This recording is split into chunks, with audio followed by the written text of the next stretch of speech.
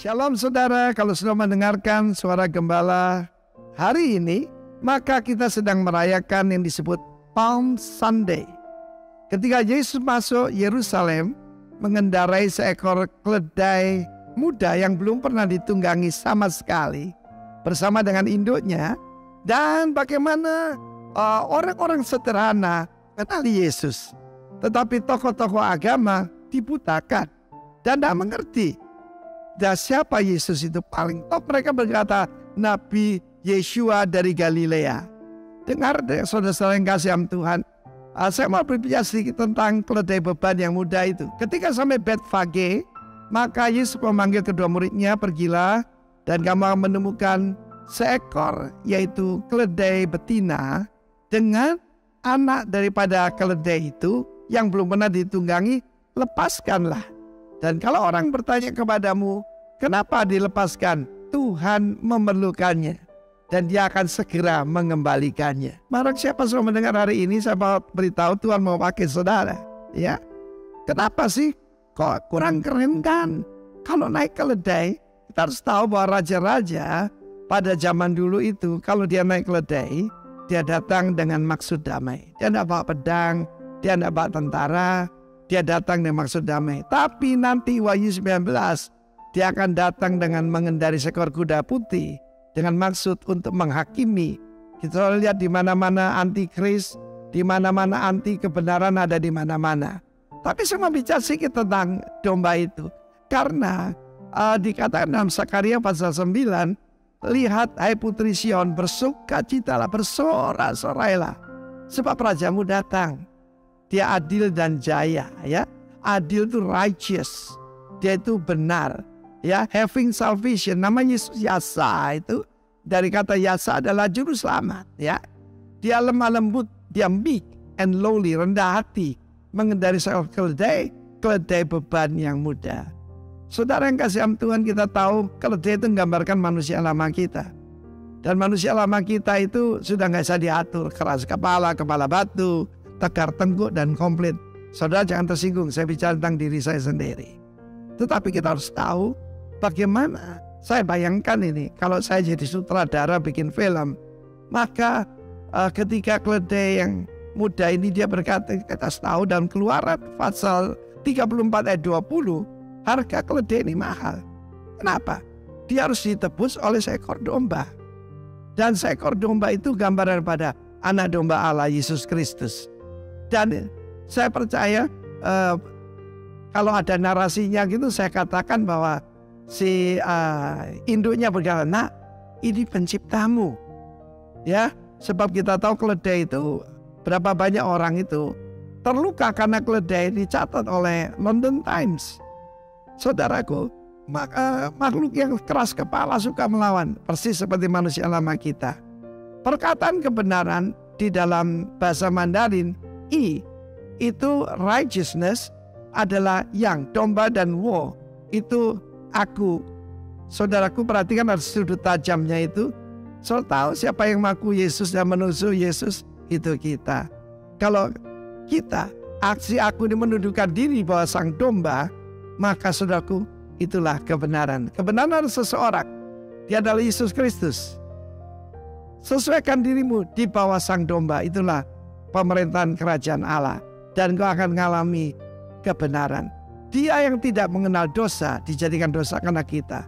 Seorang yang tidak ada salahnya apa-apa harus dibunuh.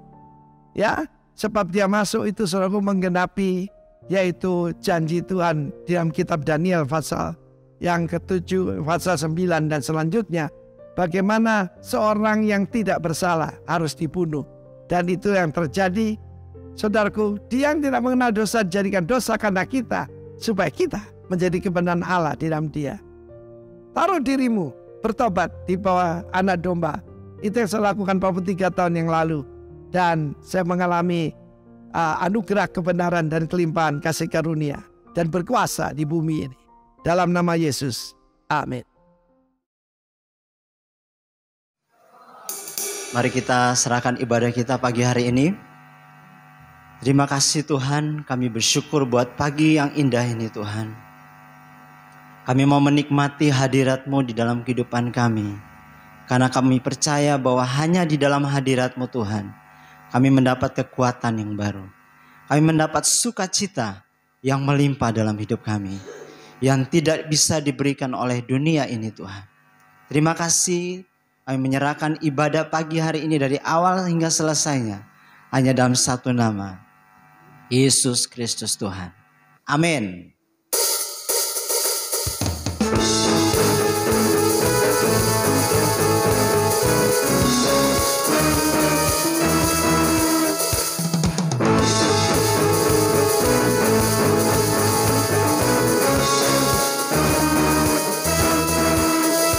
Dalam-Mu ku temukan sukacita,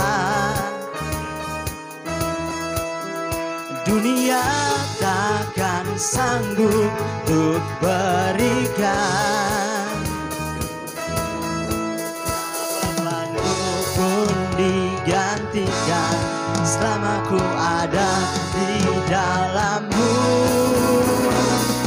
Kaulah sukacita, pengharapan dan kehidupan. Kau beri kekuatan, haleluya, haleluya. Kaulah sukacita, pengharapan dan kehidupan. Kau beri kekuatan, haleluya, bersukacita selamanya.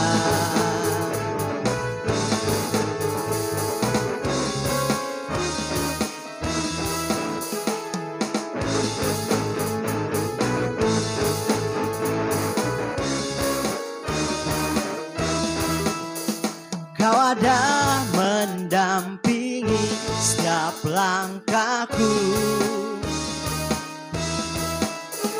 berikan kekuatan dengan Roh-Mu. Yang telah melukiskan, ku punya rancangan yang indah. Kaulah sukacita, pengharapan dan kehidupan. Kau beri kekuatan, haleluya, haleluya. Kaulah sukacita, pengharapan dan kehidupan. Kau beri kekuatan, haleluya, bersukacita selamanya.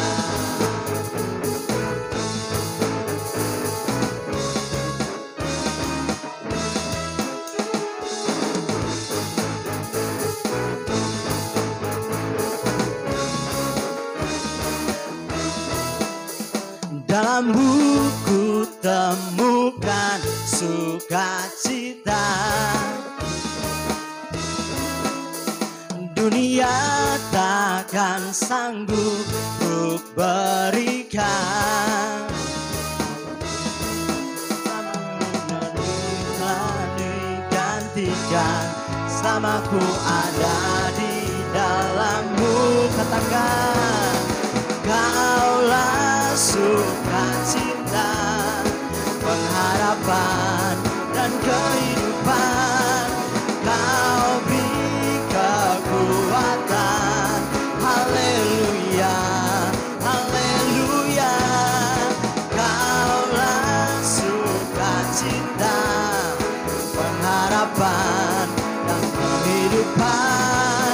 Kau beri kekuatan, haleluya, bersukacita selamanya.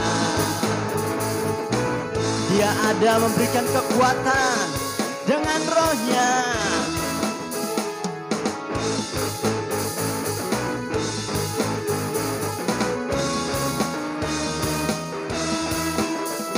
Kau ada mendampingi setiap langkahku,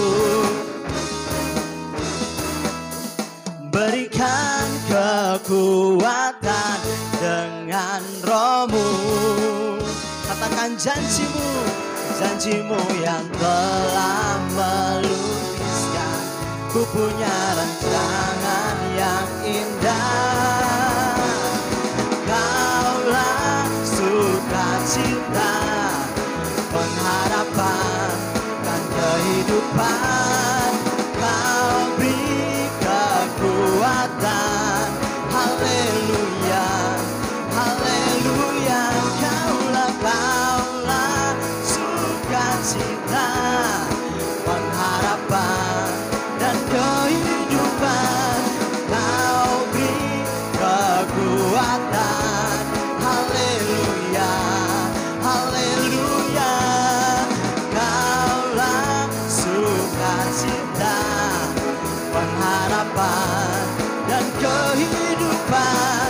Kau beri kekuatan. Haleluya, bersukacita. Haleluya, bersukacita. Haleluya, bersukacita samanya.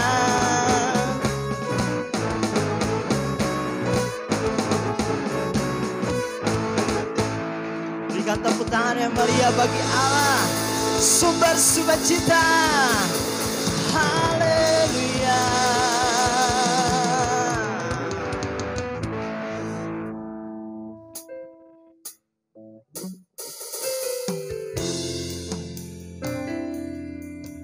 Terima kasih buat nafas hidup ini Tuhan. Kami mau persembahkan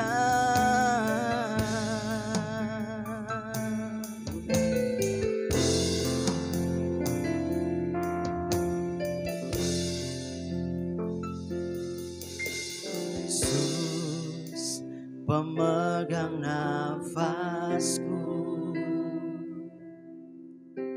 Jiwaku aman dalam-Mu. Kau Tuhan yang tak pernah menyerah, membangkitkanku. Yesus, Kau sangat berharga. Yesus, pemegang nafasku. Jiwaku aman dalam-Mu.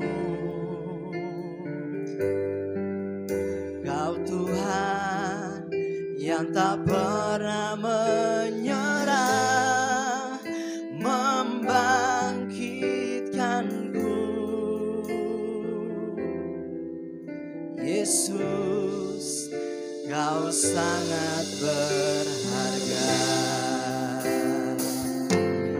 Berlari ke hadirat-Mu,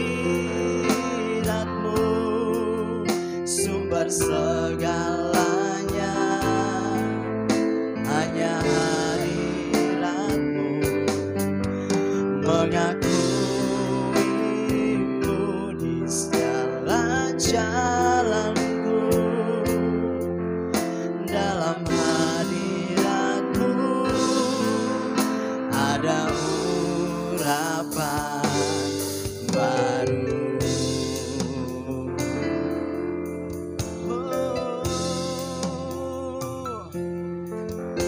Yesus Tuhan.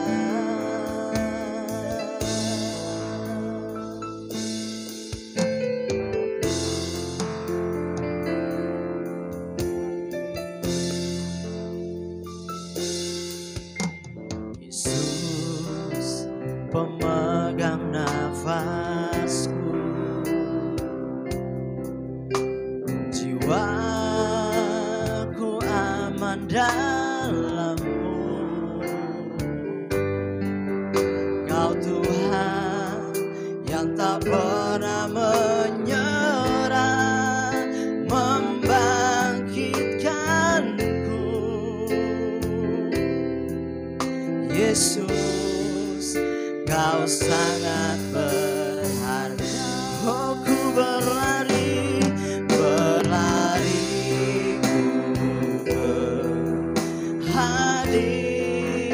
hadirat-Mu sumber segalanya, hanya hadirat-Mu mengakuimu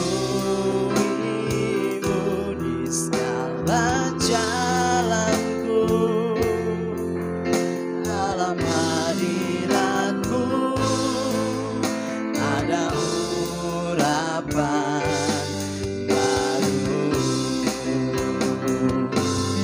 berlariku ke hadirat-Mu sumber segalanya, hanya hadirat-Mu mengakuimu di segala jalanku. Dalam hadirat-Mu ada urapan baru. Yes Tuhan, berlariku ke hadirat-Mu Tuhan, sumber segalanya, hanya hadirat-Mu mengakuimu di segala jalanku. Dalam hadirat-Mu ada urapan baru. Berlariku ke hadirat-Mu dalam segalanya, hanya hadirat-Mu mengakuimu di segala jalanku. Dalam hadirat-Mu ada urapan baru. Dalam hadirat-Mu ada urapan baru. Dalam hadirat-Mu ada urapan baru.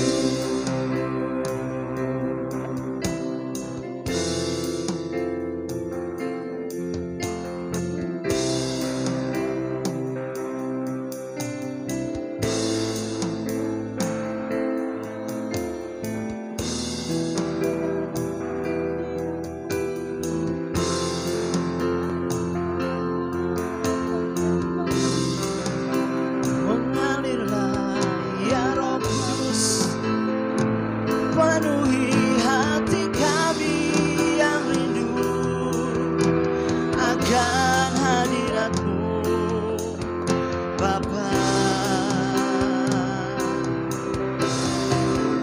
Hanya dalam hadirat-Mu Yesus kami temukan jawaban atas hidup kami.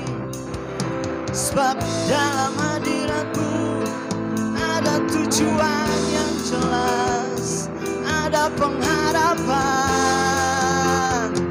yang tak pernah mengecewakan. Bawa hidup kami masuk ke dalam rancangan-Mu, masuk dalam dimensi-Mu Tuhan, masuk dalam frekuensi-Mu, mengerti kehendak-Mu, bukan lagi kehendak kami, namun kehendak-Mu Tuhan. Pemilik hidup kami, pemilik nafas hidup kami, yang selalu tak pernah mengecewakan. Hilala mashe, shikaya dala mashe.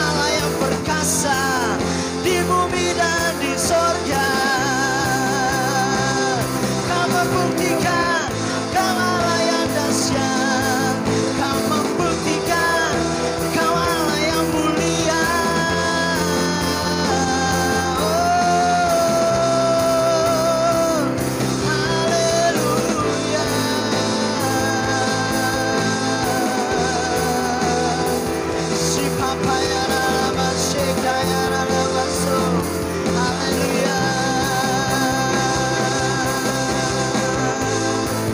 Bawa hati kita, bawa hidup kita, sembah Raja di segala raja.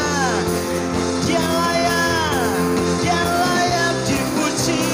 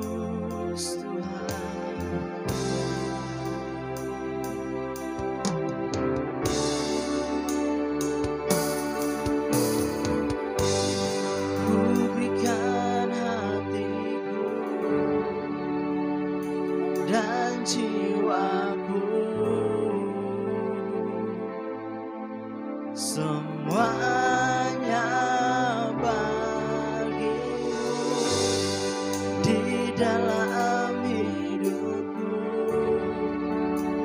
di setiap waktu. Nyatakan jalanmu, ku berikan hatiku dan jiwaku. Semuanya bagi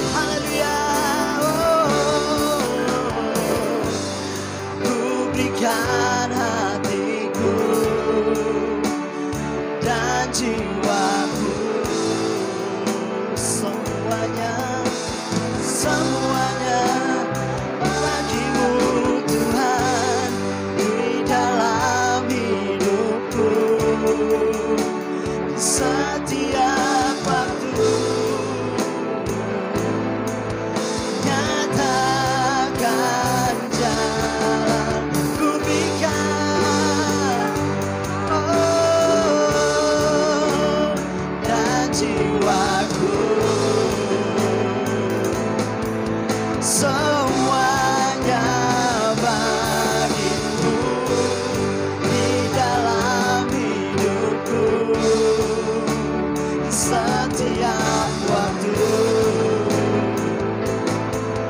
Nyatakan ku berikan hatiku dan jiwaku, semuanya bagimu di dalam hidupku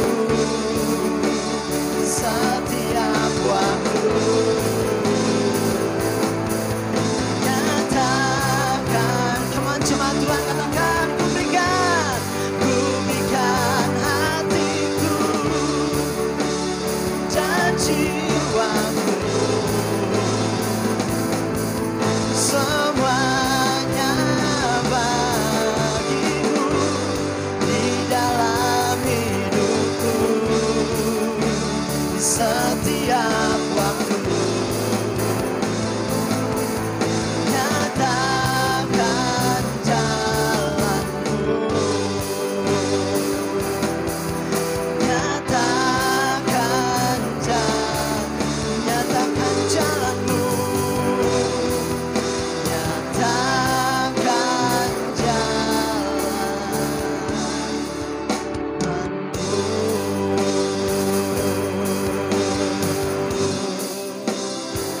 Yes Tuhan,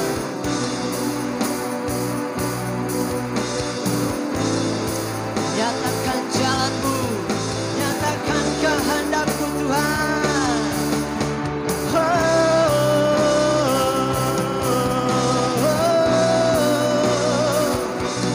Nyatakan kehendakmu Tuhan, nyatakan rencanamu Tuhan. Sikayarabase, sipapayarabaso, bawa kami mengerti rencanamu Tuhan. Sikayarabase, sikayarabaso, haleluya. Jesus Tuhan, ini hati kami, ini hidup kami Tuhan. Dimuliakanlah namamu lewat hidup kami, dimuliakanlah namamu lewat pekerjaan kami selama-lamanya. Dimuliakanlah kota kami Tuhan, lewat gerejamu Tuhan, biar kota kami melihat kemuliaan-Mu yang besar. Haleluya. Sikayarabase, haleluya. Sikayarabase.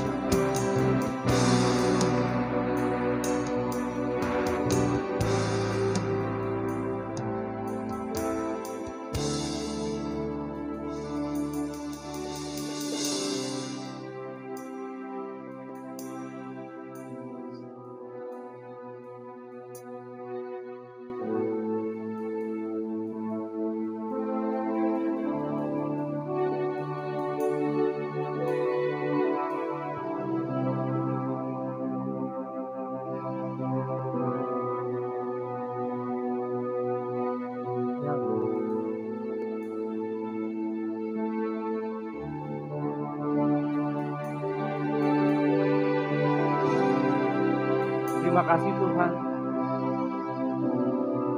buat pengorbanan, buat anugerah-Mu yang Kau berikan kepada kami Tuhan.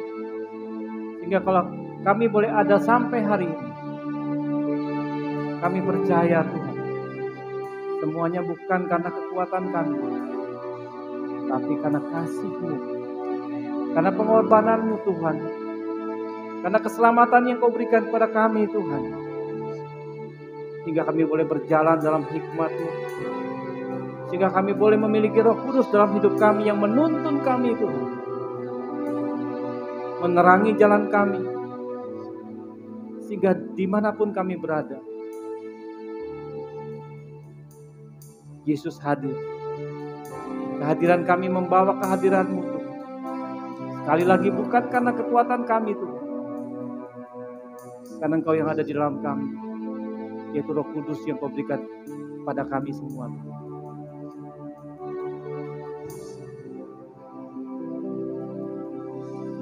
Beri hikmat-Mu Tuhan kepada kami semua untuk mendengarkan firman-Mu. Kami buka hati kami sehingga benih firman-Mu dapat jatuh, tertanam, tumbuh dalam hidup kami Tuhan. Karena hanya itulah yang membuat kami kuat. Hanya itu yang membuat kami tetap berada pada jalur-Mu. Dan kota kami, keluarga kami, dimanapun kami berada, kami menjadi berkat. Dalam nama Tuhan Yesus kami menyiapkan hati kami. Amin.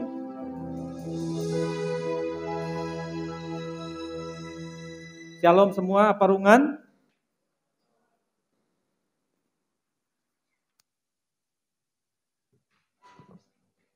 Janji Tuhan kepada kita adalah Tuhan akan menjadikan kita kepala dan bukan ekor, dan kita akan dibawa naik dan bukan turun. Kurang semangat. Apa tidak ada yang berani mengklaim janji ini? Tuhan akan membawa kita naik. Tuhan akan menjadikan kita kepala dan bukan ekor. Ia akan membawa kita naik dan bukan turun. Kasih kemuliaan buat Tuhan.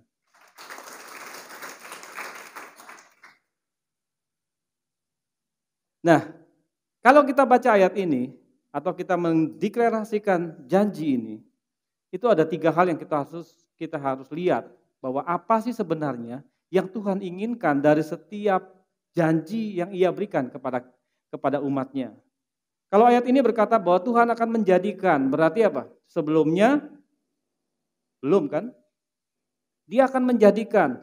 Ada proses bahwa kita harus sepakat dulu dengan Tuhan, baru kita dijadikan. Kemudian dampaknya adalah kita menjadi kepala dan bukan ekor. Kepala itu berarti harus memikirkan banyak hal. Dia adalah penerobos, pembuat sesuatu yang menerobos yang tidak ada menjadi ada. Kepala itu tidak pernah mengeluh. Kalau dia mengeluh, pasti sakit kepala. Tetapi kepala ini harus memikirkan banyak hal. Nah, apakah kita memikirkan banyak hal tentang Tuhan dan kehendak Tuhan dalam hidup kita? Ekor itu hanya mengikuti. Dan kemudian akan dibawa naik dan bukan turun. Mana yang lebih berat? Naik apa turun? Naik itu lebih berat. Tanjakan itu lebih susah daripada turunan. Sama-sama akan bisa tergelincir, tapi tanjakan butuh proses. Menjadi kepala butuh proses, untuk naik butuh proses. Tetapi kita harus percaya bahwa apa? Ada Tuhan. Kalau Dia berjanji, tugas kita hanya satu, masuk dalam perjanjian Tuhan. Kita tidak bisa mengklaim janji Tuhan tanpa kita masuk di dalam Tuhan. Tanpa kita menjadi yang pertama. Saya kasih contoh begini ya. Pak Gembala ini cari pegawai. Nah, waktu Pak Gembala cari pegawai, saya ini lagi dalam keadaan pengangguran. Apakah saya bisa mengklaim Pak Gembala memberikan saya gaji sebelum saya menjadi pegawainya?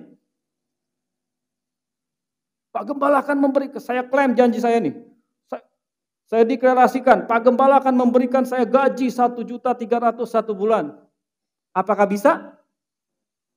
Bagaimana klaim ini harus dilakukan dulu? Harus masuk dulu jadi pegawainya beliau, baru kita bisa bilang, setiap bulan saya akan menerima 1.300.000. Murah Pak ya, 1.300.000 Pak ya. Saya menerima 1.300.000, karena apa? Klaim janji, karena saya sudah masuk di dalam kesepakatan. Nah sekarang, apakah, mari kita lihat Ulangan 28 ayat 13 ini. Tuhan akan mengangkat engkau menjadi kepala dan bukan menjadi ekor. Engkau akan tetap naik dan bukan turun. Apabila. Berarti kalau kata apabila, kalau dijalankan jadi, kalau tidak dijalankan, tidak jadi. Nah, apabila engkau mendengarkan perintah Tuhan Allahmu yang kusampaikan pada hari ini, kau lakukan dengan setia. Dengar, lakukan. Dengar, lakukan. Tuhan selalu itu. Yang Tuhan mau adalah membangun hubungan. Bukan latah. Latah itu artinya gini, apa yang Tuhan pernah buat, kita nggak mau bangun hubungan dengan Tuhannya, kita bangun dengan Tuhan pernah buat gini. Di Alkitab dicatat seperti ini, saya buat aja. Apakah itu menjadikan dia sebagai Tuhan? Bagi saya tidak ya. Nah, ini apabila kita masuk, kalau kita baca di Ulangan ini, Tuhan itu sedang mau menjadikan bangsa Israel itu umatnya. Kesepakatan yang dia buat, kalau kamu jadi umatmu dan aku jadi Tuhanmu, maka dia akan bawa semua seperti ini. Siapa yang rindu untuk bersepakat dengan Tuhan hari ini? Tidak banyak, tapi tidak apa-apa. Nah, janji Tuhan untuk orang percaya yang sepakat dengan Tuhan adalah Roma 8 ayat 28. Di ayat 28 dikatakan Allah turut bekerja dalam segala sesuatu untuk mendatangkan kebaikan bagi mereka yang mengasihi Dia, yaitu bagi mereka yang terpanggil sesuai dengan rencananya. Dipanggil masuk dalam rencana Tuhan, sepakat, baru kemudian Allah turut bekerja di dalam kehidupan kita. Nah, banyak hal kita sering salah, kita mau Allah turut bekerja dalam kehidupan kita, tapi kita tidak mau sepakat dengan kehendak Tuhan. Di ayat 29 dikatakan, sebab semua orang yang dipilihnya dari semula, mereka juga ditentukannya dari semula untuk menjadi serupa dengan gambaran anaknya, supaya ia, anaknya itu menjadi yang sulung di antara banyak saudara. Tuhan Yesus dijadikan prototipe, contoh bagaimana untuk hidup di dalam kehendak Tuhan dan ada Roh Kudus di dalam hidupnya. Di zaman nabi-nabi itu Roh Kudus di luar. Makanya suara kasih tahu. Tetapi di zaman Yesus itu Roh Kudus di dalam dan Yesus kasih tahu bagaimana caranya untuk hidup dengan Roh Kudus yang ada di dalam kita. Ketika masuk dalam kehendaknya, itu ada yang namanya Allah turut bekerja dalam segala sesuatu. Seperti tadi saya bilang ilustrasinya, kalau saya tidak masuk di dalam jadi pegawai dulu, saya bisa klaim janji nggak? Bisa nggak? Nggak bisa ya. Ini sama, masuk. Berat? Ya. Nanti kita lihat. Makanya sekarang, tema sharing firman Tuhan minggu ini, saya beri tema penuh karunia dan kuasa. Karena di 2023, di bulan April ini kita masuk di dalam triwulan yang kedua, yang akan banyak berbicara tentang power, tentang kuasa yang Tuhan berikan. Yang diambil daripada Kisah Para Rasul 6 ayat 8, dan Stefanus yang penuh dengan karunia dan kuasa mengadakan mujizat-mujizat dan tanda-tanda di antara orang banyak. Bagaimana menghadirkan mujizat atau kuasa dalam hidup kita sehingga hidup kita bisa maksimal? Bagaimana ya? Ada yang bisa mikir enggak bagaimana kira-kira awalnya? Cetak ulang katanya. Oke. Mari kita lihat bagaimana Tuhan Yesus menjelaskan itu semua. Matius 25 ayat 14 dan 15. Mari kita baca sama-sama. 1, 2, 3. Sebab hal kerajaan sorga sama seperti seorang yang mau berpergian ke luar negeri, yang memanggil hamba-hambanya dan mempercayakan hartanya kepada mereka. Yang seorang diberikannya 5 talenta, yang seorang lagi 2, dan seorang lagi 1. Masing-masing menurut kesanggupannya, lalu ia berangkat. Sudah 3 bulan kita baca atau kita belajar tentang karunia yang Tuhan berikan di dalam kita. Setiap orang mempunyai karunia-karunia yang berbeda. Nah, ini juga yang dimaksudkan dalam Matius 25 ayat 14 dan 15 ini, bahwa masing-masing diberikan kesanggupan. Kesanggupan itu apa? Karunia Roh Kudus yang diberikan dalam hidup kita. Dan setiap orang bisa berbeda. Tergantung kesanggupannya. Ada yang 5, ada yang 2, ada yang 1. Tidak perlu kita iri, yang 1 diberikan 1, tidak perlu iri dengan yang 5, tidak perlu iri dengan 2. Maksimal saja apa yang ada di dalam karunia yang diberikan Tuhan kepada kita. Kita teruskan.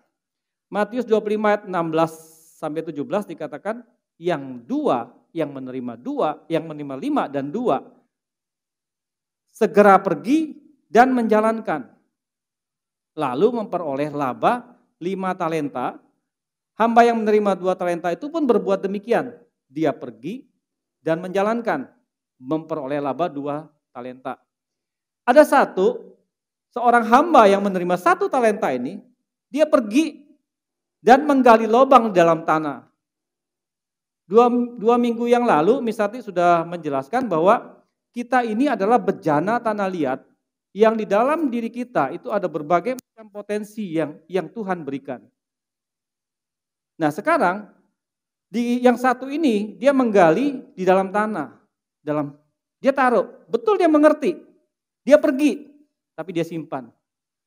Ini salah satu contohnya seperti gini ya, kita melihat ada sesuatu yang kita bisa buat nih kayaknya. Apakah itu di keluarga kerajaan, apakah itu di komunitas gereja dan sebagainya. Tetapi saya merasa begini, itu bukan saya. Kayaknya yang harus melakukan ini dia deh. Saya hanya sampaikan saja kepada orang, si ini mengalami ini loh, kayaknya kamu yang paling pas. Kalau bahasa kerennya Bapak Adi, itu ini aku utus dia. Jadi ini aku yang mengerti, utusnya dia Tuhan. Nah itu ya. Jadi dia menyimpan, dia menggali, dia menyimpan di dalam hidupnya. Nah kemudian apa yang terjadi? Lama sesudah itu pulanglah Tuhan hamba-hamba itu lalu mengadakan perhitungan dengan mereka. Semua hidup kita ada jangka waktunya.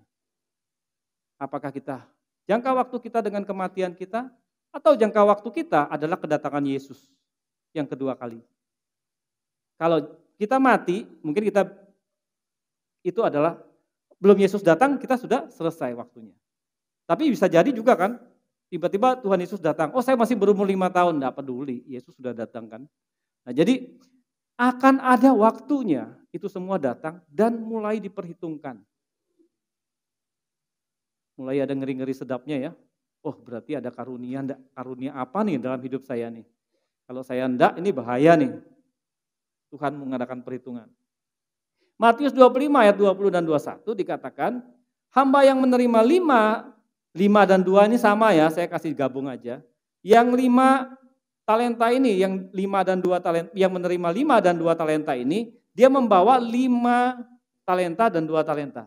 Artinya hidupnya maksimal. Maka kata tuannya itu kepadanya, baik sekali perbuatanmu, hai hambaku yang baik dan setia. Tuhan ini memuji hamba yang menerima 5 dan 2 ini.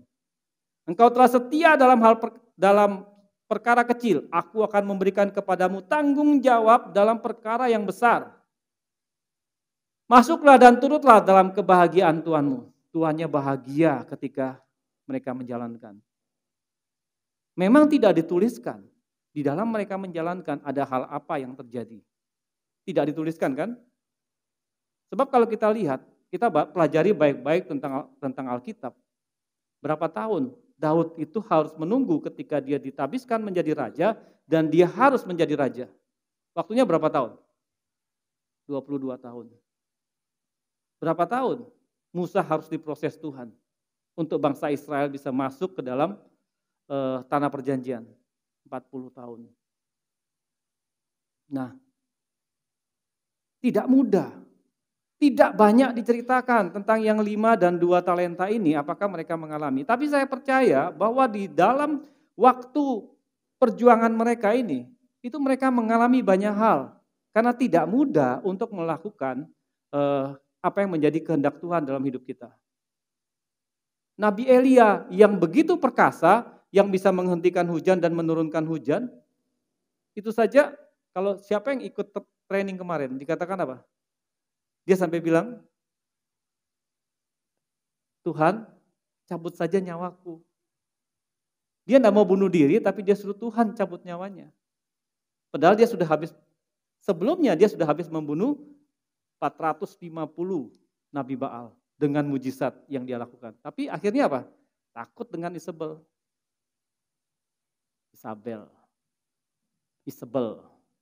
takut dia. Nah, ini manusiawi.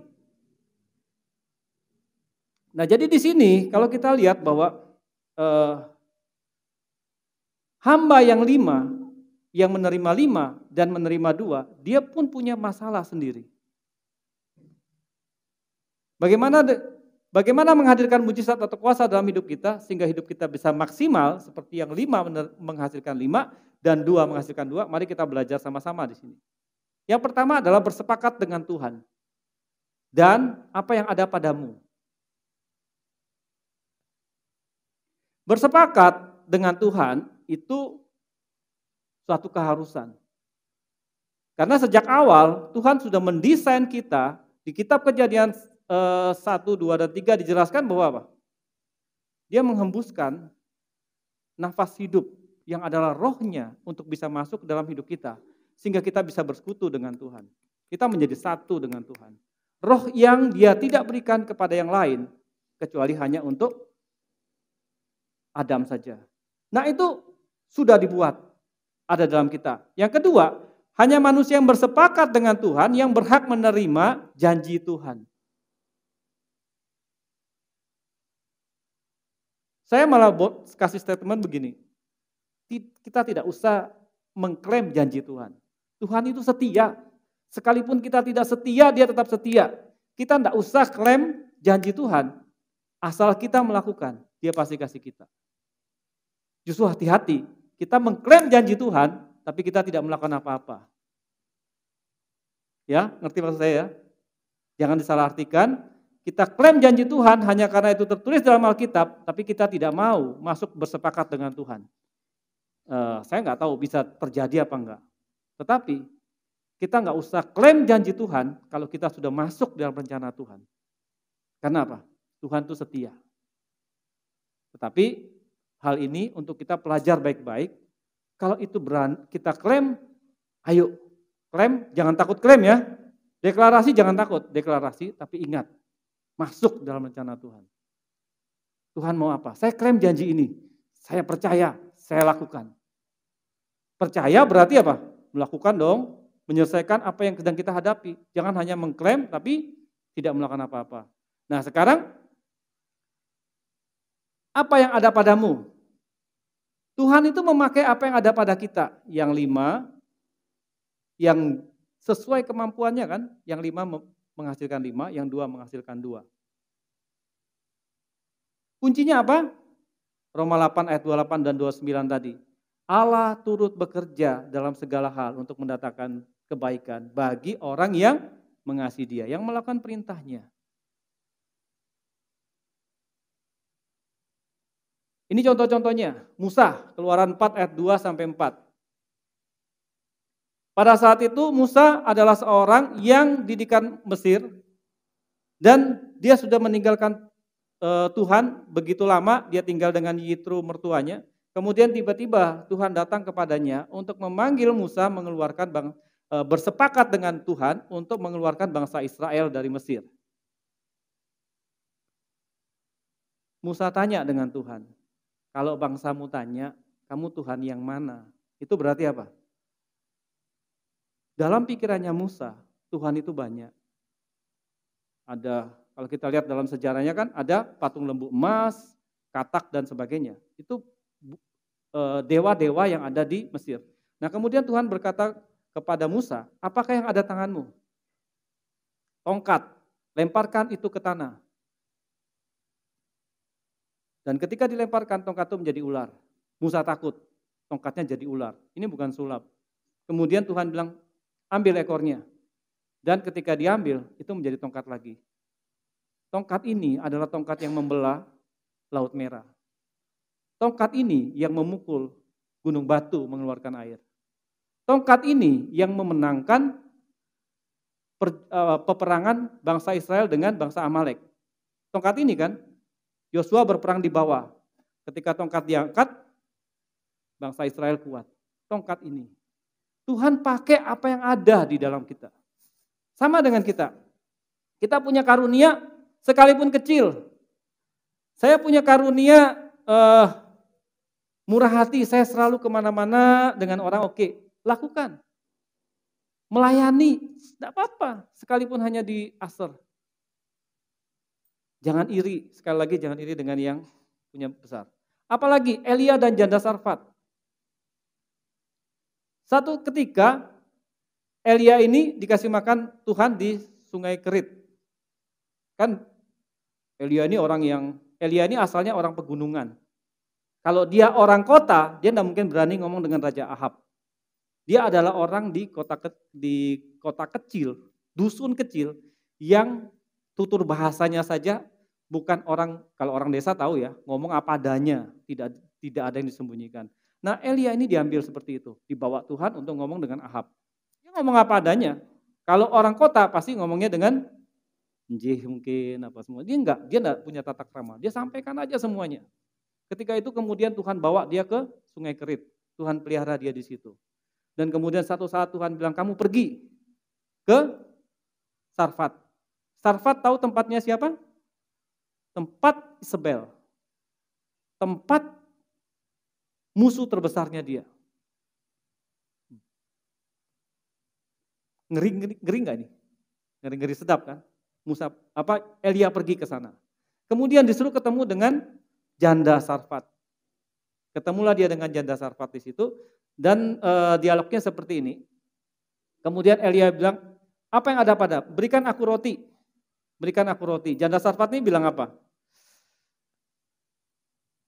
Sesungguhnya tidak ada roti padaku sedikit pun kecuali segenggam tepung dengan tempayan dan sedikit minyak dan buli-buli. Dan sekarang aku sedang mengumpulkan 2-3 potong kayu api. Kemudian aku mau pulang mengolahnya bagiku dan anakku. Dan setelah itu kami memakannya dan kami akan mati. Jangankan untuk kamu Elia, untuk kami saja kami makan, setelah itu kami mati. Kira-kira kalau kita jadi Elia, kalau saya jadi Elia, saya langsung bilang ya sudah, enggak usah lah, kamu makan aja. Tapi enggak, kadang-kadang kita mesti apa? Kalau kita lihat dari pelajaran Elia dan janda Sarfat, dia tahu siapa Tuhannya. Dan Elia berkata kepada janda Sarfat untuk buatkan. Janda Sarfat ini orang yang tidak kenal Tuhan loh ya, dia bisa buatkan. Apa yang terjadi? Yang harusnya dia mati besok, kalau kita bilang jangan mati sekarang, mati besok aja lah. Setelah dia makan, kemudian dia mati. Tapi ternyata dia bisa hidup lebih lama. Ini kalau kita masuk bersepakat dengan Tuhan. Tepung, segenggam, dan sedikit minyak menghidupkan janda Sarfat sekian lama. Elisa dan janda hamba Tuhan yang berutang. Ada seorang hamba Tuhan yang mati, kemudian dia meninggalkan hutang. Dan jandanya harus menanggung hutang itu. Kemudian datanglah janda ini kepada Elisa, kemudian menceritakan tentang kehidupannya. Apa yang terjadi? Elisa berkata, apa yang dapat kuperbuat bagimu? Beritahukanlah kepadaku apa yang kamu punya di rumah. Kembali lagi berkatalah perempuan itu, hambaku tidak punya sesuatu, hambamu ini tidak punya sesuatu apapun yang ada di rumah kecuali buli-buli berisi minyak. Lalu berkatalah Elisa, pergilah dan mintalah bejana. Pergi, minta bejana-bejana di tetangga-tetanggamu. Apa yang terjadi? Masuk ke kamar, tuangkan minyaknya. Dan minyak tidak akan habis. Ini artinya apa? Apa yang ada pada kita itu bisa jadi mujizat Bapak Ibu Saudara. Apa yang ada pada kita? Memang kita percaya enggak mujizat itu terjadi? Janda Sarfat dan janda yang ketemu dengan Elisa ini tidak akan pernah mengalami mujizat kalau dia tidak sepakat untuk masuk di dalam rencana Tuhan. Elisa, Elia, Musa, kalau dia tidak sepakat dengan Tuhan, dia tidak mungkin menghadirkan mujizat. Tuhan Yesus juga begitu, Markus 6 ayat 38, tetapi ia berkata kepada mereka tentang waktu ia memberi makan 5.000 orang dengan 5 roti dan 2 ikan. Yesus bilang apa? Tiba-tiba berjalan kan, banyak orang mengikuti dia.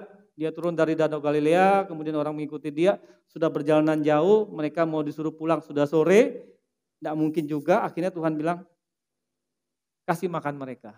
Murid-murid kemudian bilang, aduh Tuhan, bagaimana mungkin 5.000 orang dikasih makan dengan kalau kita beli, uang kita juga nggak cukup. Tapi Tuhan Yesus bilang apa? Berapa banyak roti yang ada padamu? Coba periksa.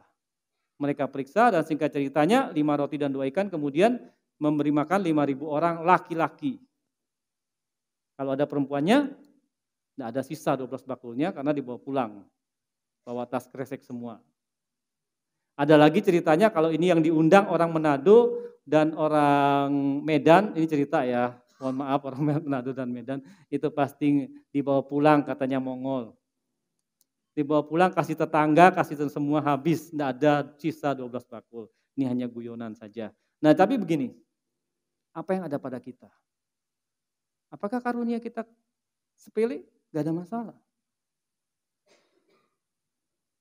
Nah sekarang saya kasih tipsnya nih, ada 3 syarat yang harus dipenuhi agar hidup kita penuh karunia atau menghadirkan kuasa.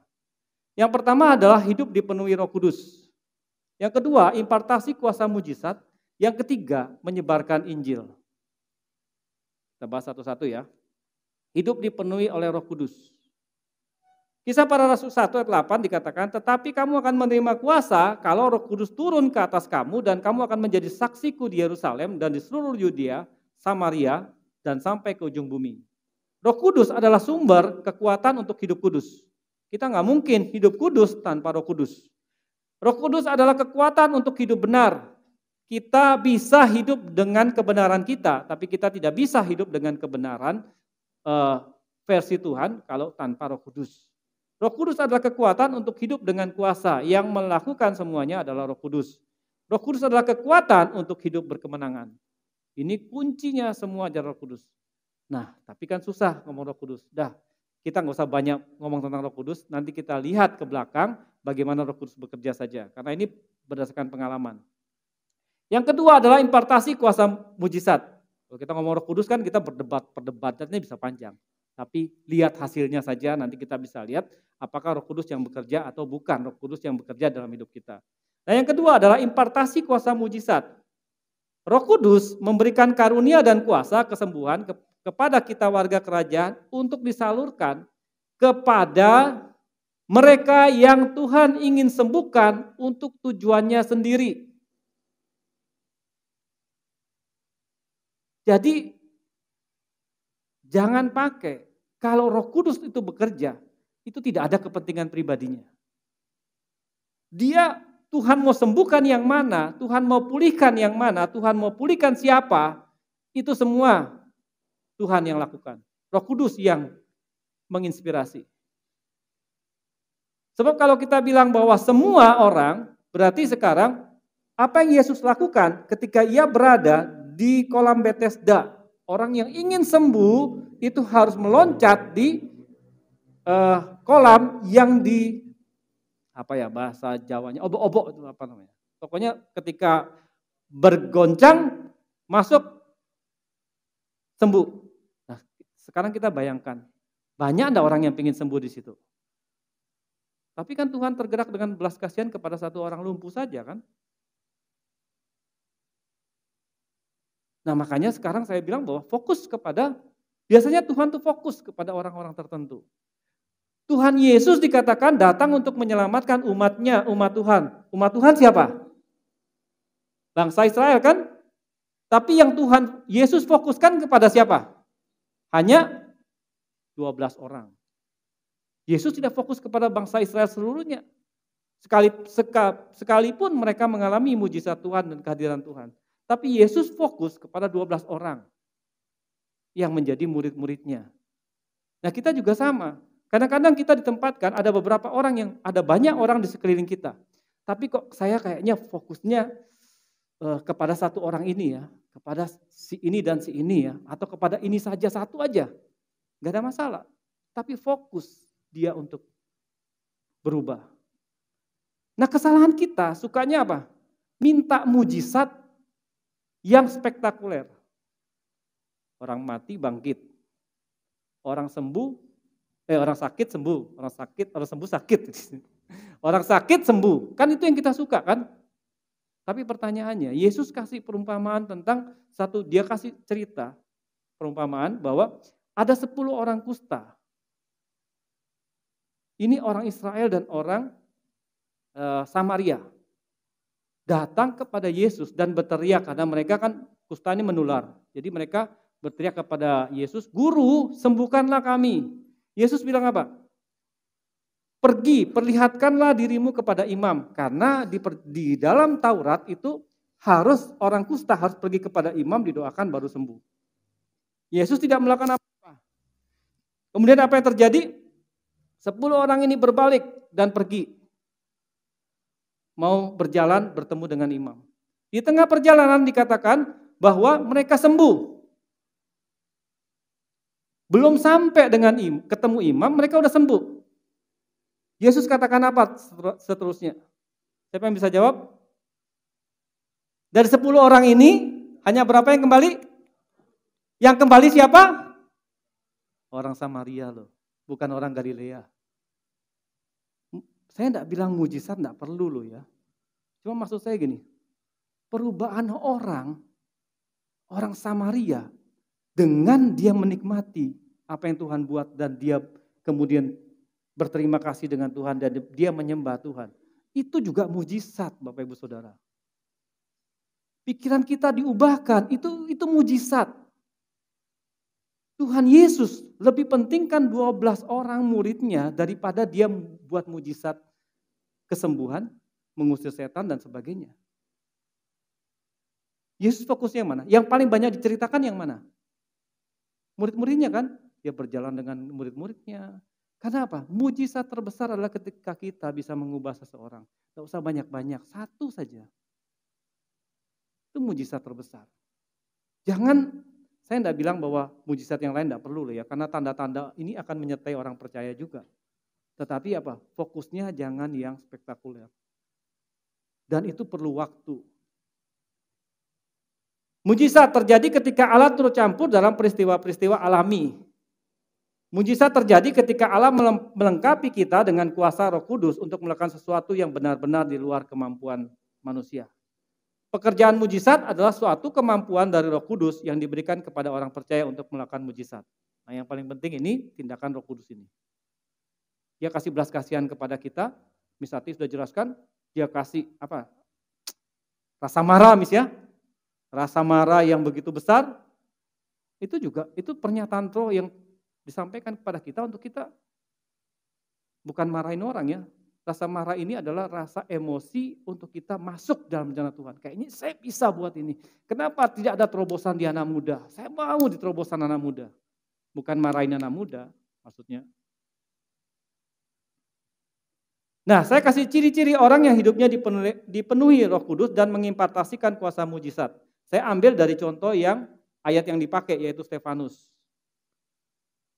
Yang pertama disertai mujizat dan tanda-tanda. Kisah Para Rasul 6 ayat 8. Dan Stefanus yang penuh dengan karunia dan kuasa mengadakan mujizat dan tanda-tanda di antara orang banyak. Mujizat itu dalam bahasa Yunaninya adalah teras. Artinya keajaiban atau tanda ajaib. Contoh orang sakit sembuh, orang mati bangkit, multiplikasi memecahkan roti dan ikan dan sebagainya.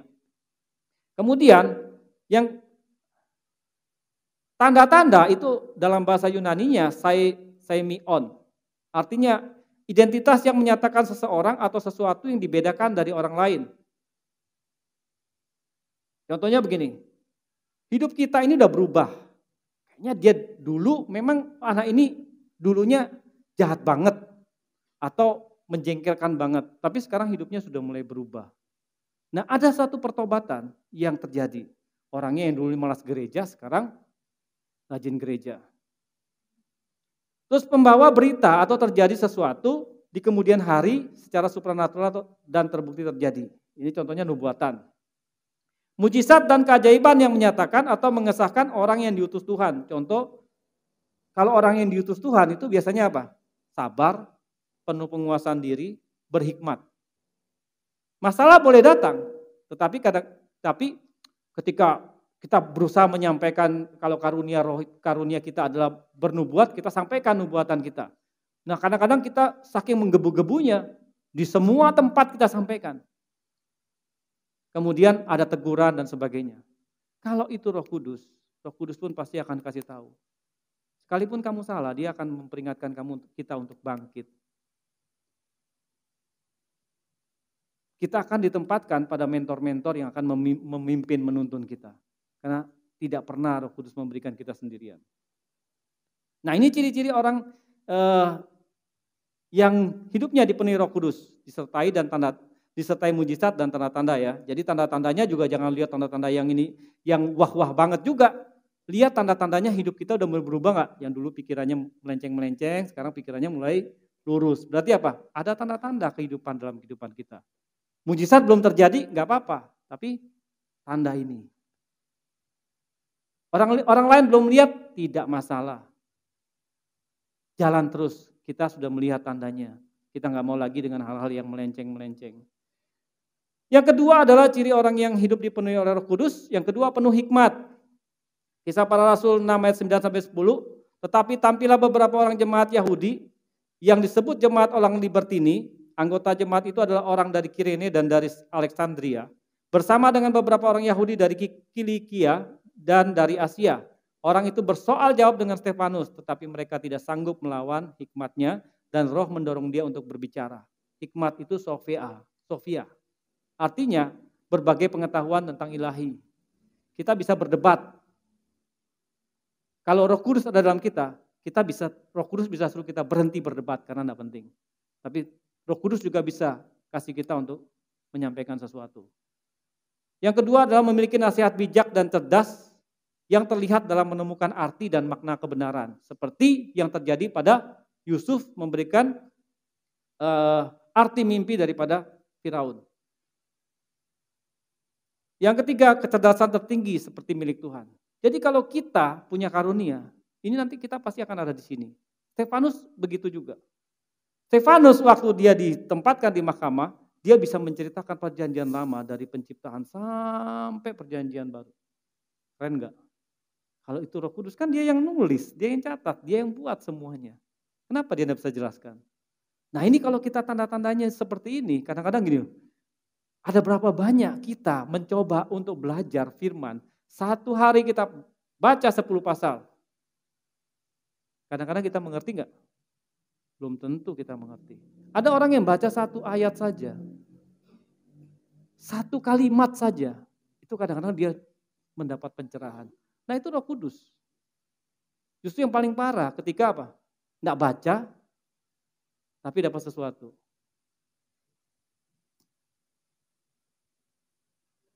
Yang ketiga adalah kemuliaan Tuhan terpancar nyata melalui Stefanus. Kisah Para Rasul 6 ayat 15, semua orang yang duduk dalam sidang mahkamah agama itu menatap Stefanus. Lalu mereka melihat muka Stefanus sama seperti seorang malaikat. Orang-orang yang berusaha menganiaya dia loh, melihat dia seperti malaikat. Jadi jangan takut Bapak Ibu Saudara, waktu mereka lihat Stefanus seperti malaikat, apakah mereka tersungkur dengan Stefanus? Tersungkur enggak? Enggak, mereka ambil batu. Malaikat aja dilempar. Tapi Stefanus tindakannya adalah dia mengampuni orang-orang yang menganiaya dia. Seperti yang terjadi pada Yesus. Ini 2 kesamaan di mana Roh Kudus bekerja. Dalam kehidupan kita akan mengalami banyak hal. Kita difitnah, kita diintimidasi dan sebagainya. Tetapi apa reaksi yang keluar dari dalam diri kita, itu akan menentukan ada Roh Kudus tidak dalam hidup kita. Itu ukurannya. Nggak usah cari yang macam-macam ya. Saya bilang lagi, jangan cari yang kemudian ukuran Roh Kudus dalam kita adalah doakan orang mati bangkit. Sebab saya sudah 3 kali mendoakan orang mati cepat mati malah. Tapi itu kan pekerjaan Roh Kudus, bukan pekerjaan saya. Kemarin buktinya kan, saya sudah gini, aduh. Ini tetangga ada satu nenek. Dia sudah usia 83, sakit-sakitan. Saya bilang, aduh Tuhan, jangan sampai dia meninggal di tengah-tengah acara. Ini kan acara terus kan dari hari Minggu sampai Rabu. Saya bilang, Tuhan jangan sampai dia meninggal di tengah-tengah acara, nanti berantakan semua. Tapi ya saya satu di hari Rabu pagi, saya seperti dituntun untuk pergi. Seperti ada space waktu, biasanya kan melayani Om Abraham dan sebagainya kan. Tapi ini ada space waktu. Saya akhirnya pergi ke rumah sakit. Di singkat cerita di UGD itu kemudian mereka sedang berdebat tentang oma ini jantungnya sempat datar, tiba-tiba ini lagi.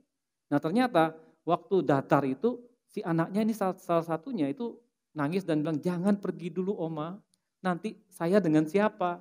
Karena dia selalu ngintilin omanya. Nah ini kemudian saya bilang begini, itu kata kuncinya mungkin oma ini bertahan hidup hanya untuk si anak ini. Nah sekarang saya bilang gini, coba keluarganya kalian berdiskusilah. Tenangin omanya untuk kalau oma nggak ada yang pelihara. Siapa yang hidupin si ini? Nanti kita lihat reaksinya bagaimana. Kalau oma sembuh, puji Tuhan kan. Kalau oma berangkat, dia berangkat dengan kelegaan. Dan ternyata begitu disampaikan, udah kamu sama saya saja, salah satu dari keluarganya berkata demikian. Oke kalau gitu kita pulang, nanti kita jemput keluarganya yang akan datang. Yang datang dari Mataram. Nah kemudian singkat cerita pulang.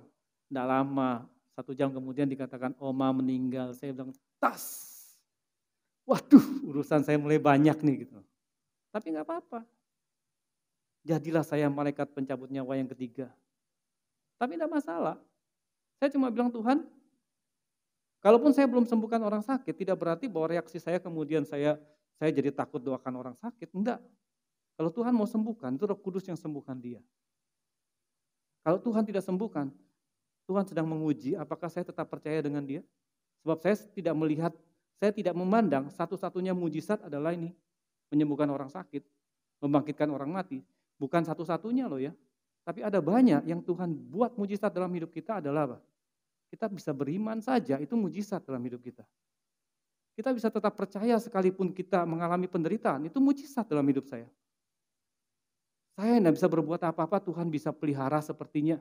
Saya bisa nikmati bagaimana Tuhan pelihara saya ketika toko saya terbakar dan sebagainya. Itu mujizat buat hidup saya. Saya bisa senang lihat orang melayani, itu mujizat dalam hidup saya.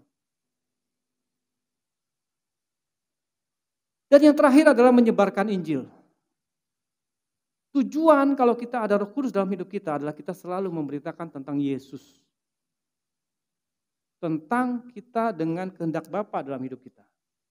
Bukan tentang kehormatan kita, bukan lagi tentang ketenaran kita. Kita tidak bawa tentang saya, penyebabnya itu semua, dan sebagainya. Dan kita harus lihat, waktu Yesus memulai memberikan tanda-tanda, kan ini Yesus waktu datang ya, dia belum dengan tanda-tanda. Banyak orang ikut dia enggak? Enggak ada kan?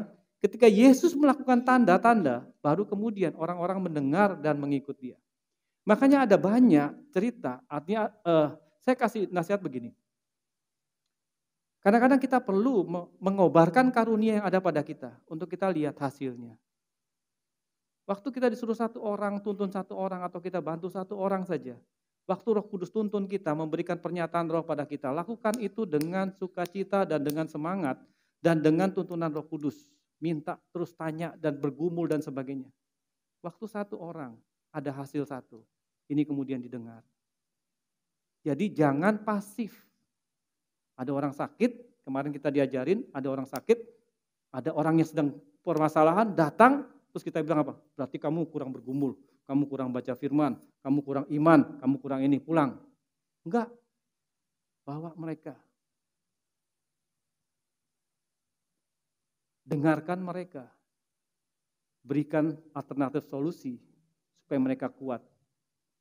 Sehat mentalnya. Bukan dikasih firman. Saya tidak bilang firman tidak bermanfaat loh ya. Tapi jangan langsung dikasih firman. Nih baca firman nih, kamu baca firman sembuh kamu.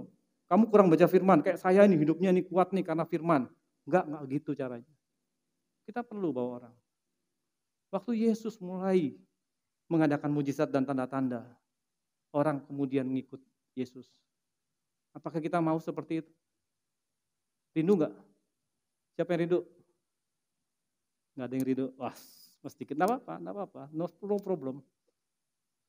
Karena seluruh bangsa Israel hanya 12. Tapi begini, semuanya itu akan membawa pengenalan kita sama Tuhan. Nah, sekarang apa yang menyebabkan orang percaya tidak menemukan karunia roh dalam hidupnya? Yesaya 59 ayat 2, karena kejahatan mula, lewat ya. Maka dia tidak mendengarkan waktu kamu berdoa kepadanya, dosa-dosa mula yang memisahkan kamu dari Allah. Kejahatanmu. Kejahatan tidak berarti bahwa kita harus membunuh orang baru jahat, atau kita merampok bank baru jahat, kita memperkosa dan sebagainya. Itu sudah jahat memang. Tapi hati-hati, kejahatan yang tidak ada indikasi seperti jahat. Misalnya gini, Matius 25 ayat 26 sampai 30, kita kembali kepada cerita orang yang diberi 5 talenta, 2 talenta, 1 talenta. Itu Yesus berkata demikian, maka jawab tuannya itu, hai kamu, hai hamba yang jahat dan malas. Hamba yang satu ini memang jahatnya apa? Dia ngambil enggak yang satu yang dikasih, yang dipercayakan kepada dia? Dia ngambil enggak? Untuk kepentingan dia enggak? Enggak kan? Dia hanya nyimpan loh. Ternyata itu dikatakan jahat. Sebab apa? Sesuatu yang Tuhan taruh berarti apa? Ada potensi, ada bagian untuk orang lain bisa menikmati. Tapi kita enggak berikan buat orang lain itu. Kita simpan untuk diri kita. Ini jahat enggak? Jahat enggak? Jahat kan? Padahal hanya menyimpan loh. Kalau kita baca ayat selanjutnya, bahwa itu ada penghukuman untuk orang yang seperti ini. Nah, saya kasih konklusinya atau penutupnya adalah, setiap orang percaya, kita semua ini, yang sudah dibaptis, sudah bertobat dan dibaptis dalam nama Tuhan Yesus, kita sudah diberikan karunia roh. Apakah karunia-karunia yang Tuhan sudah berikan kepada kita itu, kita pergunakan untuk kemuliaan Tuhan? Sebab apa yang Tuhan taruh dalam hidup kita, itu sifatnya, kekuatannya dari dalam muncul keluar. Jadi kita tidak terpengaruh dengan dunia, tapi kita terpengaruh dengan apa yang Roh Kudus katakan dalam hidup kita. Nah kemudian, kita sudah belajar hari ini. 3 syarat untuk kita hidup agar penuh dengan karunia dan menghadirkan kuasa. Yang pertama, dipenuhi oleh Roh Kudus. Yang kedua, impartasi kuasa mujizat. Harus diingat, impartasi kuasa mujizat jangan hanya yang spektakuler saja, tetapi masih banyak yang lain. Yang ketiga, kita menyebarkan Injil, menyebarkan tentang Yesus. Semua dapat terwujud hanya dengan satu kata kunci, yaitu apa yang ada pada kita. Bersepakatlah dengan Tuhan dan apa yang ada pada kita. Kesanggupan yang Tuhan berikan, kemampuan yang Tuhan berikan kepada kita, itulah yang memampukan kita. Berbahagialah orang yang mendengar dan melakukan firman Tuhan. Sebab dia akan menikmati bagaimana Tuhan bekerja dalam hidupnya. Saya undang Bapak Ibu Saudara untuk kita mengadakan perjamuan. Ini sebagai kekuatan kita. Sebagai kekuatan kita untuk kita bersepakat dengan Tuhan.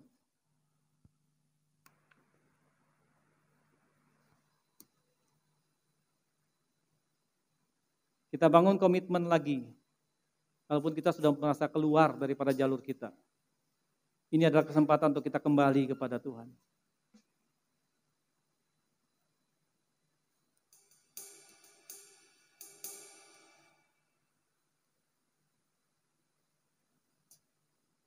Adakah Bapak Ibu Saudara yang belum menerima hosti dan anggur perjamuan? Semua sudah ya? Oke.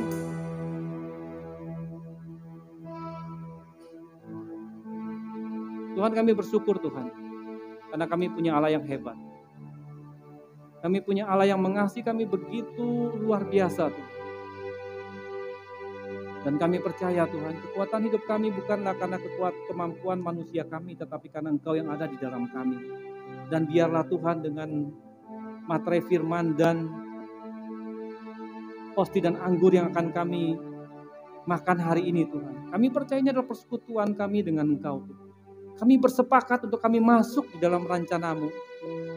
Dan kami mau mempergunakan segala kemampuan yang sudah Engkau berikan kepada kami Tuhan.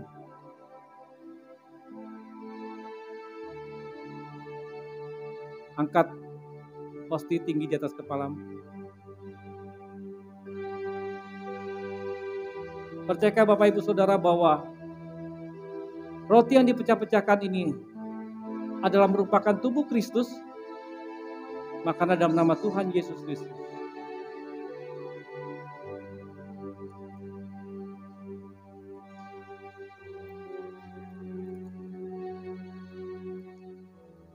Darah adalah kehidupan. Yesus memberikan darahnya, kehidupannya kepada kita. Untuk kita dapat hidup seperti Yesus hidup. Darah itu adalah materai perjanjian daripada Allah dengan manusia. Percayakah Bapak Ibu Saudara bahwa anggur yang ada di tangan Bapak Ibu Saudara ini merupakan darah Yesus? Minumlah dalam nama Tuhan Yesus.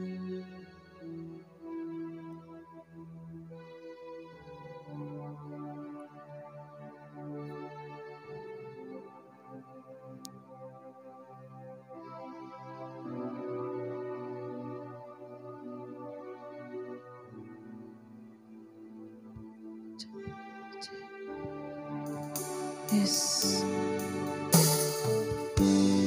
Ku berikan hatiku dan jiwaku semuanya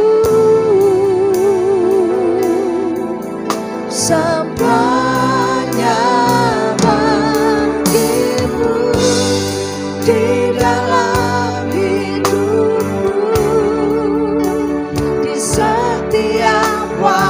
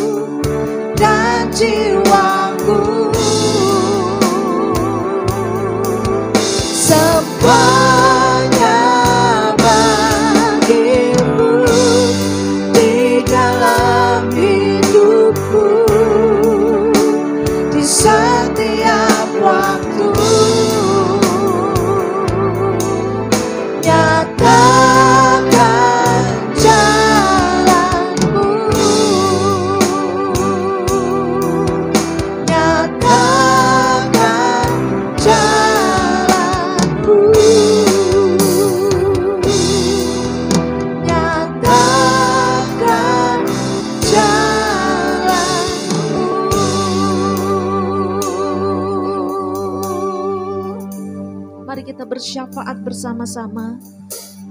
Kami mengucap syukur dan berterima kasih Tuhan pagi hari ini. Terima kasih buat kebenaran firman Tuhan.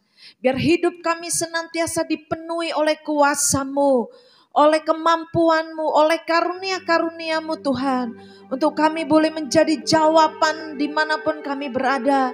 Di tempat pekerjaan kami, di tempat tinggal kami, dimanapun Tuhan mengutus kami mengalami kepenuhan Tuhan. Untuk kami melakukan apa yang menjadi bagian kami Tuhan.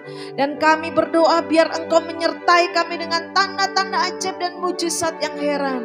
Ketika kami mendoakan orang yang sakit menjadi sembuh. Orang yang lumpuh bisa berjalan, mereka yang terbelenggu bisa dibebaskan, mereka kekurangan akan mengalami kecukupan, karena Engkau telah memenuhi hidup kami dengan kuasa-Mu.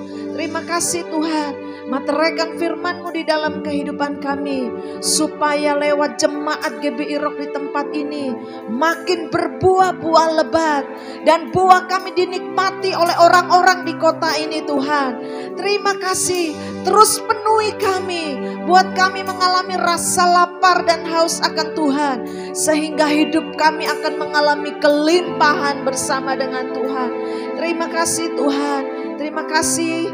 Bahkan lewat perjamuan kudus, terus kami mengingat akan pengorbanan Tuhan. Untuk kami tidak pernah berhenti untuk menyampaikan kabar baik, bahwa Engkaulah juru selamat, Engkau pembebas kami, Engkau penebus kami yang hidup.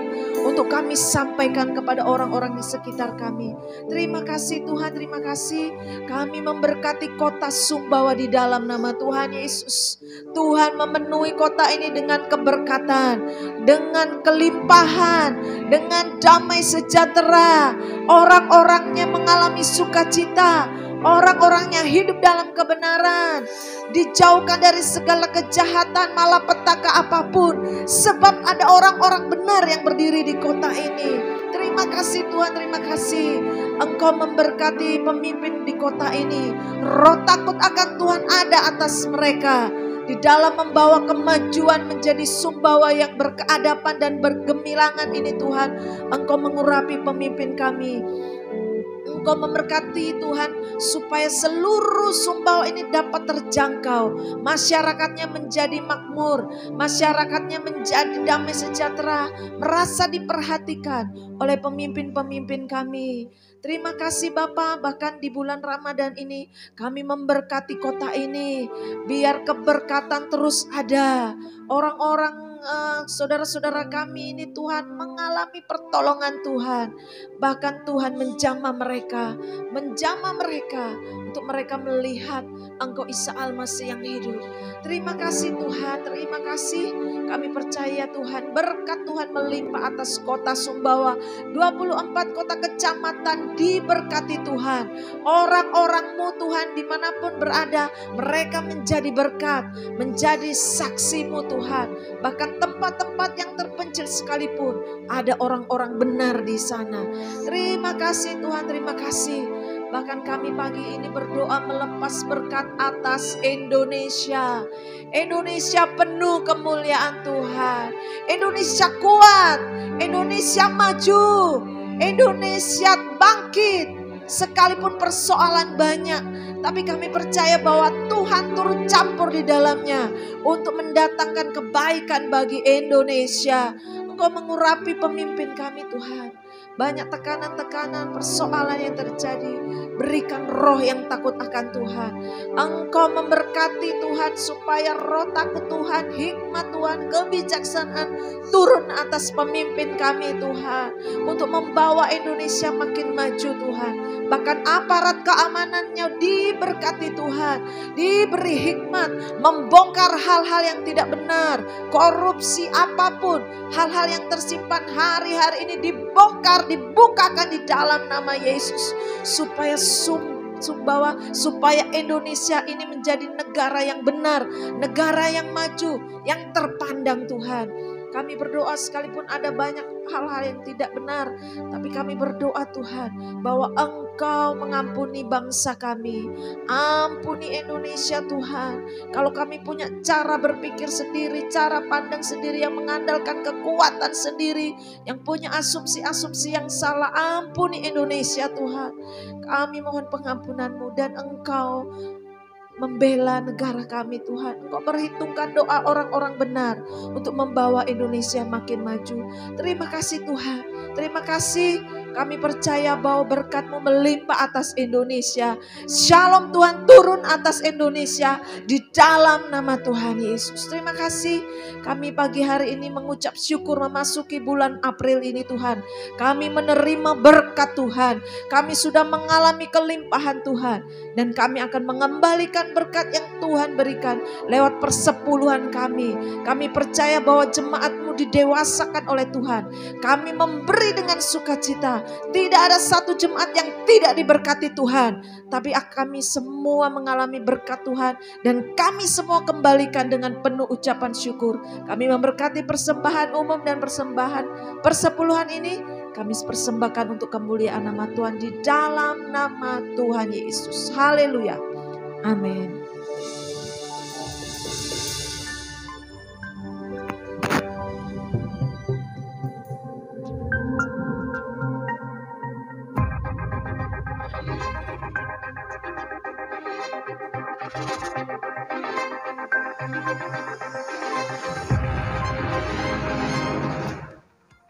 Shalom jemaat yang dikasihi oleh Tuhan, kembali lagi di Rock News minggu ini.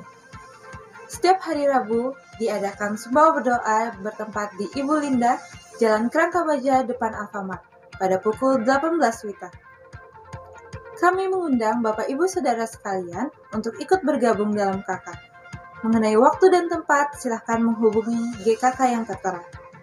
Bagi yang belum bergabung, silahkan ikut bergabung dan bertumbuh bersama. Doa puasa diadakan setiap hari Sabtu jam 5:30 pagi bertempat di Ibu Linda, Jalan Kerangka Baja, depan Alfamart. Ibadah Roki diadakan setiap hari Minggu pada pukul 11 WITA bertempat di Aula Tunas Jaya. Bagi jemaat yang ingin mengembalikan perpuluhan dan membantu pembangunan gereja, bisa men-scan QRIS berikut atau melalui rekening BNI atas nama GBI Rock Sumbawa Besar. Selamat hari Minggu, Tuhan Yesus memberkati. Shalom, Bapak Ibu Saudaraku kekasih dalam Tuhan. Apa rungan? Adakah di antara Bapak Ibu sekalian yang baru pertama kali hadir beribadah bersama kami? Mohon lambaikan tangan, kami rindu untuk berkenalan. Oh, enggak ada. Oke, kepada Bapak Antonius Masangin dimohon maju untuk mengucapkan terima kasih.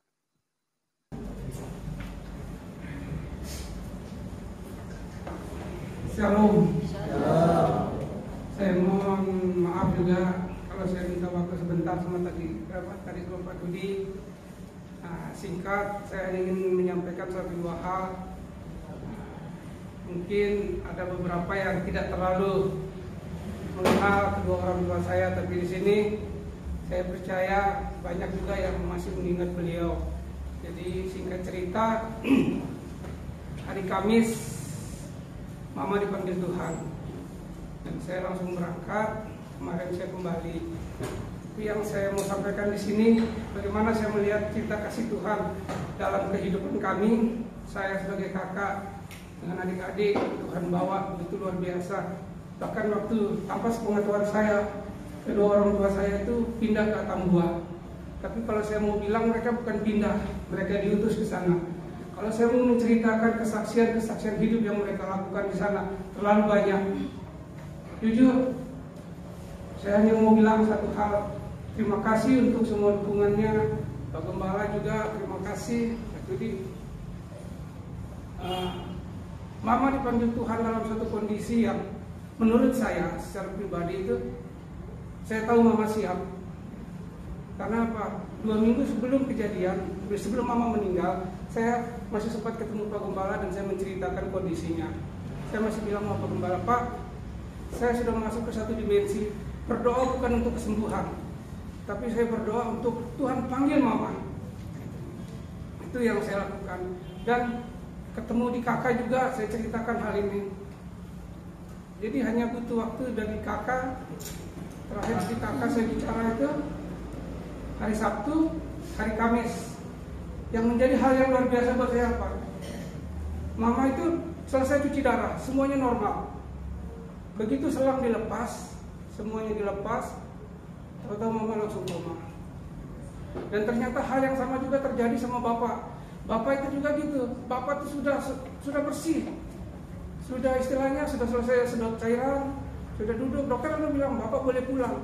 Dokter balik 3 langkah, Bapak tarik napas panjang. Itu buat saya hal-hal yang, dan saya tahu bahkan sebelum Mama meninggal saya sempat sedikit lagi saya tambahkan satu hal yang paling. Jadi waktu Mama sakit beberapa waktu yang lalu saya sempat ke Atambua. Nah ini yang menjadi penting buat saya. Kenapa saya ingin saksikan sebenarnya? Waktu Mama sakit itu, saya pergi ke Atambua itu dengan catatan di hati. Tuhan, saya tahu apa sih yang, walaupun Mama saya sudah pelayanan lama, tapi apa sih ada di hati Mama yang menjadi ganjalan? Saya bilang kan. Dan saya butuh waktu 2 bulan di sana untuk menyenggol kondisi Mama itu. Dan dia masih terperkeras, saudara. Tapi puji Tuhan, satu kali dalam kondisi sakit yang sangat lemah, sampai angkat tangan pun sudah tidak bisa. Saya ingat hari itu Ibu Linda telepon saya, Ton, ngomong sama mamamu. Memang dalam kondisi saya ingin ngomong sama Mama gitu kan. Tapi waktu pas Ibu Linda telepon jadi kekuatan buat saya tegur Mama. Ma, apa yang saya tidak bisa bicara banyak. Mama yang harus melepaskan pengampunan.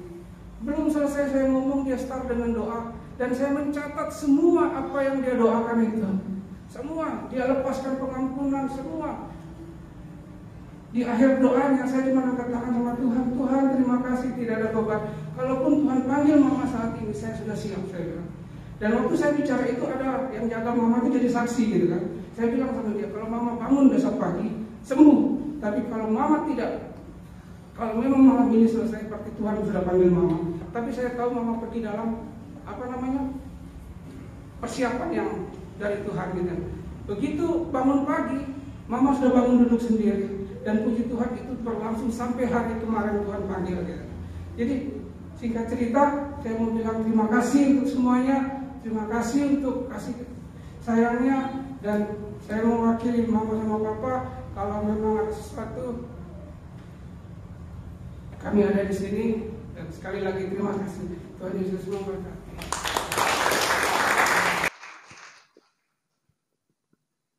Ada beberapa pengumuman tambahan. Yang pertama adalah pertemuan pekerja GBI Rock Sumbawa malam ini, hari Minggu 2 April 2023 jam 7 malam di Aula Tunas Daud. Kemudian ibadah raya Jumat Agung akan berlangsung pada hari Jumat nanti 7 April 2023 seperti biasa jam 8 di tempat ini di Aula Hotel Tambora. Kemudian sore harinya akan ada Jumat Agung Rocky jam 3:30 sore, acaranya banyak games di sana di Aula Tunas Daud. Kemudian setelah ibadah Minggu 9 April, ibadah raya di sini, sore harinya jam 4 ada ibadah Paskah Rocky di Aula Tunas Daud. Kemudian yang berikutnya, mari kita dukung rencana Rocky yang akan melakukan camp dengan membeli yang akan melakukan camp dengan membeli gantungan kunci.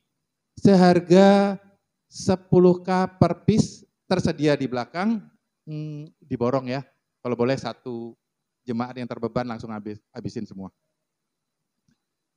Untuk yang berulang tahun dan ulang tahun pernikahan pada bulan April ini, sesuai dengan nama berikut, sebentar mohon dapat maju ke depan, akan didoakan oleh Pak Gembala kita, Pak Tony Setiono.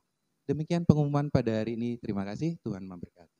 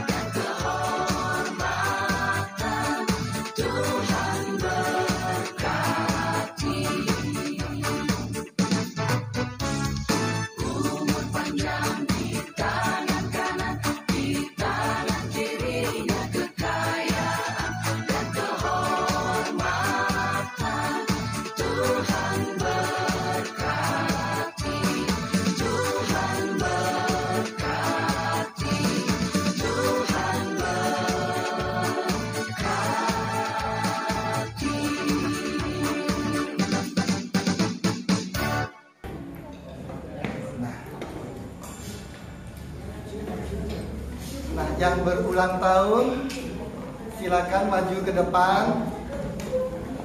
Mungkin di antara Bapak Ibu, saudara-saudari yang berulang tahun di bulan April ini tapi belum ditulis namanya di depan, silakan maju ke depan. Bulan April ini banyak sekali yang berulang tahun.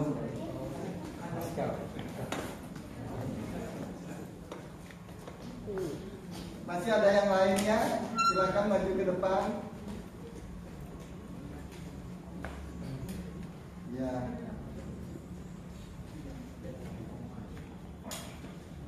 Nah, nanti saya akan berdoa buat yang berulang tahun. Setelah selesai berdoa ulang tahun, yang berulang tahun tetap di tempat. Saya langsung doa berkat. Jadi nggak usah kembali, langsung di tempat, langsung doa berkat. Mari saudara, bapak-bapak, ibu, kita bangkit berdiri. Kita arahkan tangan kita yang berulang tahun di bulan April ini.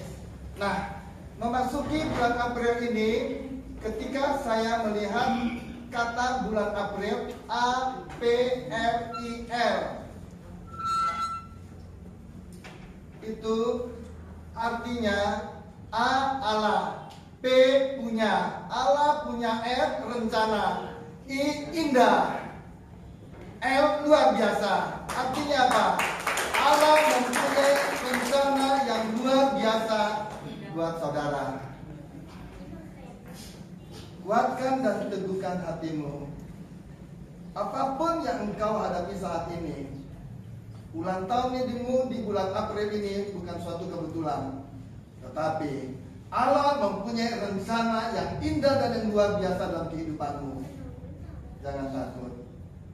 Ingat apa yang Dia sudah kerjakan dalam kehidupanmu dari awal. Ada suatu hal yang Dia sudah lakukan dalam kehidupanmu, tapi engkau terus bangkit lagi bersama dengan Dia.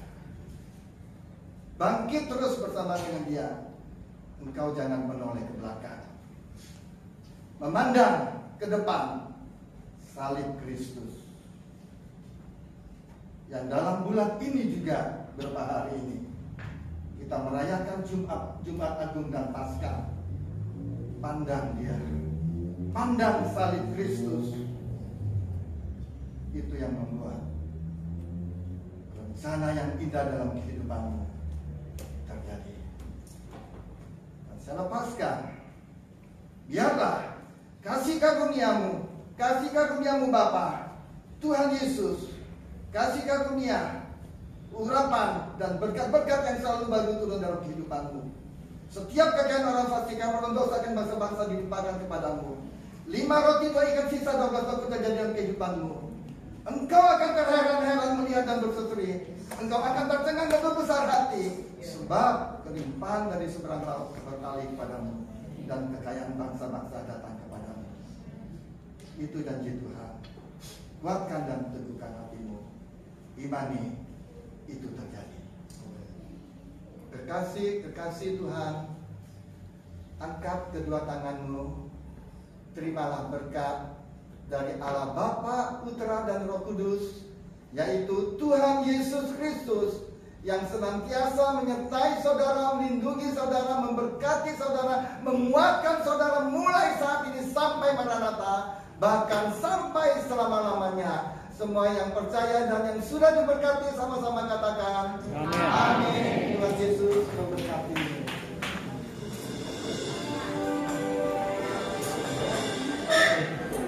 Ratna.